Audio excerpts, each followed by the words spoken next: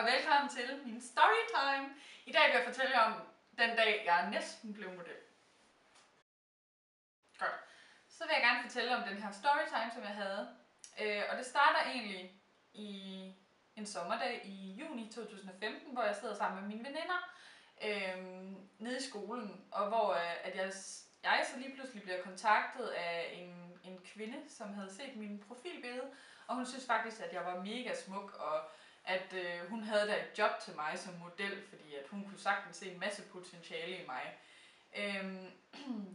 Hvor at hun så siger, at hun har brug for nogle flere billeder, så hun kan mere se mig i forskellige profiler og af min figur. Og det tænker jeg ikke sådan rigtig noget over, så jeg sender hende nogle billeder af mig, og hun skriver til mig, at hun synes, jeg er meget smuk, og jeg har nogle flotte øjne, og jeg har en flot figur, og mit hår det er rigtig flot, og det er bare, hun er sikker på, at jeg godt kan blive model. Men så skriver hun også til mig, at lige nu skal jeg nok ikke fortælle det til mine forældre, fordi at det vil være bedre for mig, hvis de ikke vidste det endnu, før at jeg er helt sikker på at have fået det her job. Og det tænker jeg ikke sådan videre over, så det gør jeg bare, og så sådan den kommende uge, så skriver hun sådan mere og mere til mig, og begynder sådan at spørge mig om personlige spørgsmål, sådan hvor jeg går i skole henne, og hvor jeg bor henne, og om jeg har nogle søskende, og om jeg har mange veninder og sådan noget. Og også fordi at jeg havde lige haft en træls uge, og det skrev jeg sådan frem og tilbage med hende om, hvordan min uge den havde været, og jeg synes, det var været lidt nederen og sådan noget.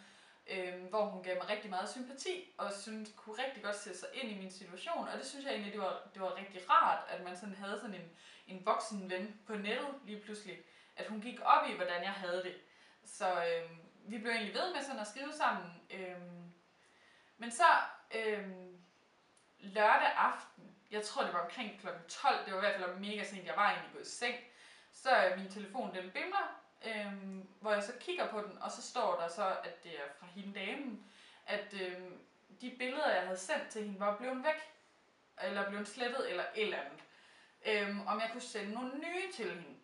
Og samtidig skrev hun også, at jeg skulle stadigvæk huske, at jeg ikke måtte sige noget til mine forældre.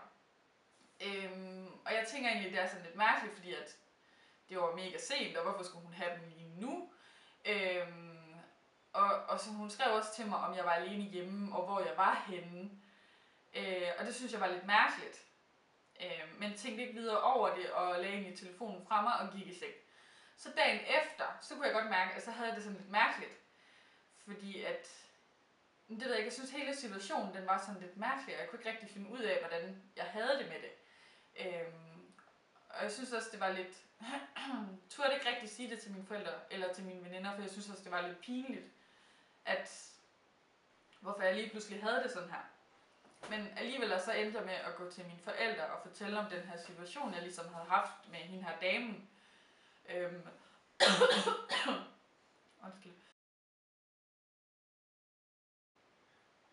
Ja, og så gik jeg til mine forældre og fortalte den her situation, og så sagde de egentlig, at de ville se beskederne og se, og spurgte om, hvor lang tid det havde foregået. Og de ville have det hele at vide, og jeg fortalte dem alt, og hvor de så også sagde, at den her person skulle jeg nok stoppe med at skrive med, fordi at det var sådan lidt mærkeligt, synes de også. Så jeg stoppede med at skrive til den her person, og ja, det er historien om den dag, jeg næsten blev model.